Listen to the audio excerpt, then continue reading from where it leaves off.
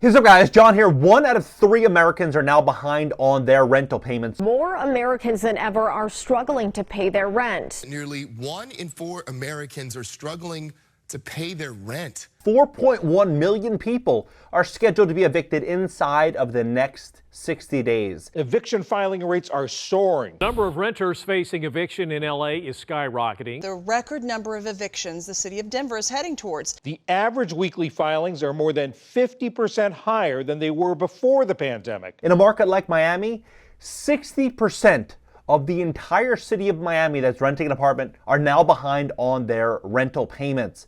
The entire state of Florida and the entire state of Tennessee, it's ranging between 37 and 62% of renter and owners are now behind on payments.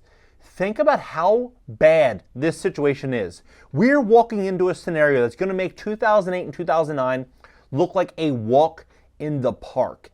I'm going to break this down and show you how bad the scenario is, where these cities are, because there's a list, probably 20 cities, showing you exactly how bad these delinquencies are. What I think we're going to walk into is a massive repricing of assets across the entire country.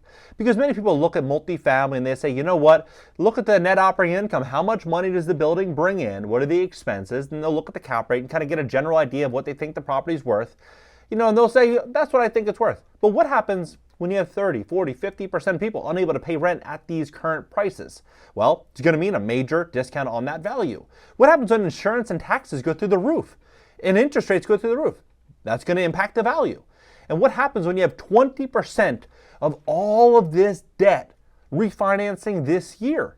Well, according to Jerome Powell, Janet Yellen, the IMF, and many billionaires, we're going to start to see many banks go down. I mean, not like last year. In March of 2023, you had Silicon Valley Bank fell, First Republic, you had PacWest get acquired by Bank of California, and everybody all over the world was talking about, bank failures, bank failures. But that was only a few scenarios. They're now predicting upwards of 500 bank failures and consolidations inside of the next 24 months, all starting right now. I'm going to break it down and give you the facts. Please hit the like button, hit the like button, people share the content, educate more people about what's going on in the U.S. economy. If you'd like to fix your credit to position yourself what I believe is going to be the greatest repricing of assets in American history, we'd love to help you at my company, GreatCreditFast.com. That's GreatCreditFast.com. If you have late payments, medical bills, charge-offs, foreclosures, bankruptcies, repossessions, click the link in the description just below this video. Schedule a free call. Take a look at this. According to the Census HH Pulse Survey, 4.1 million people are behind on rent and mortgage, where eviction is likely to occur in the next 2 months. Florida and Tennessee are among the highest states with 37 to 62% of renter owners behind on payments. Someone tell me how this is not a massive, massive bubble and a massive crisis brewing. When you look at these locations, for example, likelihood of an eviction, and this, by the way, 128,000 views on this. When you look at this, likelihood of eviction and foreclosures, household pulse survey, January 9th to February 5th, adults in households not current on rent or mortgage where evictions or foreclosure in the next 2 months is either very likely or somewhat likely. This is the 50% mark. Miami is about 60%. Imagine being in a room with 10 people in Miami that are renting an apartment and 6 of them are behind on rent, and that is the average. How can that maintain itself? It cannot. That's why Jerome Powell, Janet Yellen, the IMF, they're warning of a massive, massive crisis coming because they look at the writing on the wall that there's no way this is sustainable. And what we're going to see in 2024 is a wave of bank failures. Detroit, even in a place like Detroit, you're looking at 45% of people behind on rent. Dallas, 42%. Washington, 41%. Boston, about 40%. Then you have Philadelphia, about 35%. And then the national average, 30%. Houston, 33%. San Francisco, 32%. Seattle, 31%. New York, 27%. Chicago, 27%. Atlanta, 25%. San Bernardino, just north of Los Angeles, you have 20%. And then you have Philadelphia or Phoenix, and you have LA between 18 and 17%. How crazy is this number? Absolutely shocking. Now, I saw this post about Ken McElroy, who is the business partner of Robert Kiyosaki, and they own 10,000 units. And Ken owns 10,000 units. He's saying that 17% of move-outs due to eviction or rent skip in his entire portfolio, compared to 3 to 4% in prior years. So think about this: a 500, basically 500% increase in the prior years, right now, for his portfolio. 500% increase. Now, I would imagine that his portfolio is probably better managed and better operated than the average person, right? If he has 10,000 units, he probably has a really good system in place. That's what he's getting, 17%. Couples moving, so you imagine how bad it is for probably a lot of other people and a lot of other operators. Couples moving in with roommates as two incomes is no longer adequate. Demand for studio and small apartments dropping in favor of larger apartments with roommates. Buy now, pay later services for rent skyrocketing as tenants have buy now, pay later services pay their rent to spread their payments over multiple weeks. People are using buy now, pay later for groceries. They're financing groceries. That's the world that we live in right now. As these evictions continue to skyrocket, it just makes sense to look at how far we've come to see just how big this bubble really is. In 2017, the Washington Post said, here's how much you would need to afford rent in your state. And they go on to say that the average rent is, you won't believe this, $892 for a modest one bedroom, $1,100 for a two bedroom. Where can you get in any of these areas a one bedroom for the price of a two bedroom, right? From 2017 for $1,100. None of these areas. Miami, you're probably looking at $2,200 if you're not in a desirable area, to $3,000 or more if you are in a desirable area. If you look at Detroit, all these different areas, you're probably looking at $1,800 to $2,000 for a one bedroom. Think about that. Rent has doubled in the last 5.5 years. Rent has doubled in the last 5.5 years. But wages have remained flat. Utility prices have doubled. Car insurance has doubled. Everything has, food prices have, some would argue, even tripled. Everything has gotten crazy expensive. And so when you look at these apartment rents that are happening right now, it makes sense why Jerome Powell is saying what he's saying. There will be more failures, Powell said in a warning for regional banks over commercial real estate loans 3 days ago.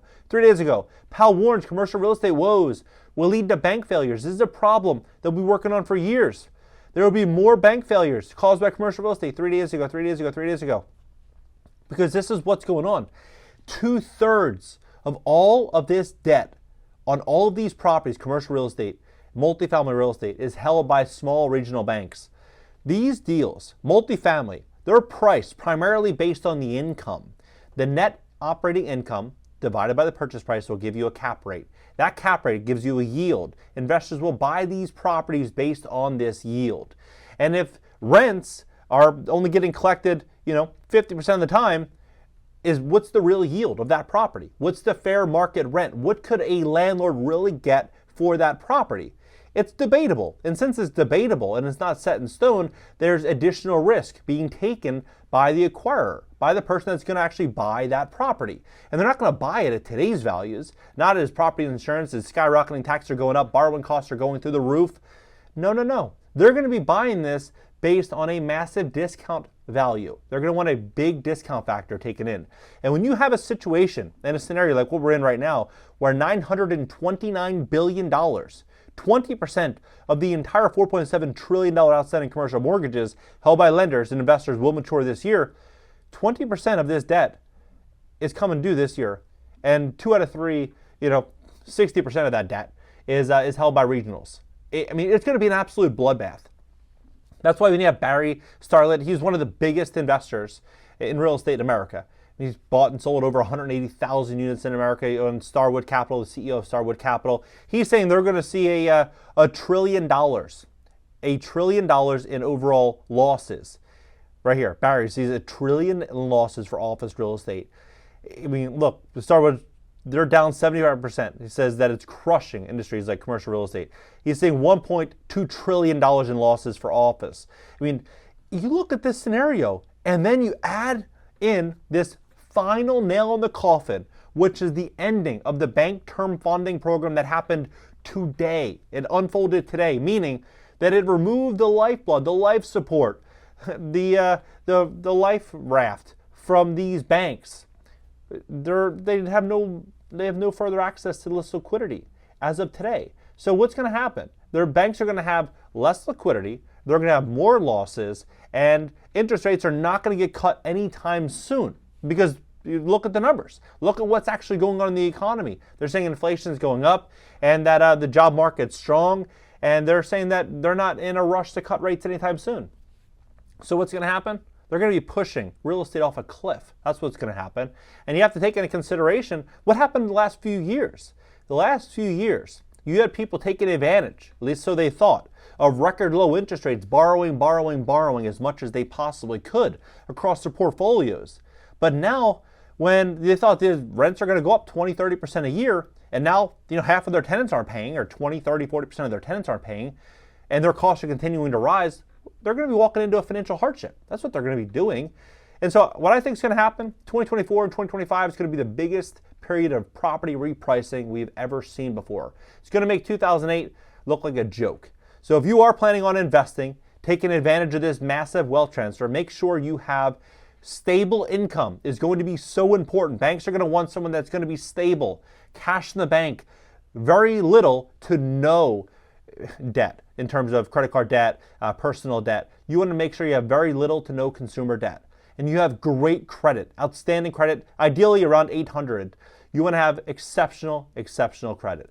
So if you want to take advantage of this massive wealth transfer, have a game plan, have stable income, have cash in the bank, have great credit. If you have issues on your credit, we'd love to give you a free consultation in my company, GreatCreditFast.com. That's GreatCreditFast.com. If you have late payments, medical bills, charge-offs, foreclosures, bankruptcies, repossessions, or any issue at all on your credit report, go to GreatCreditFast.com. Click the link in the description just below this video. Schedule a free strategy session. See you next video.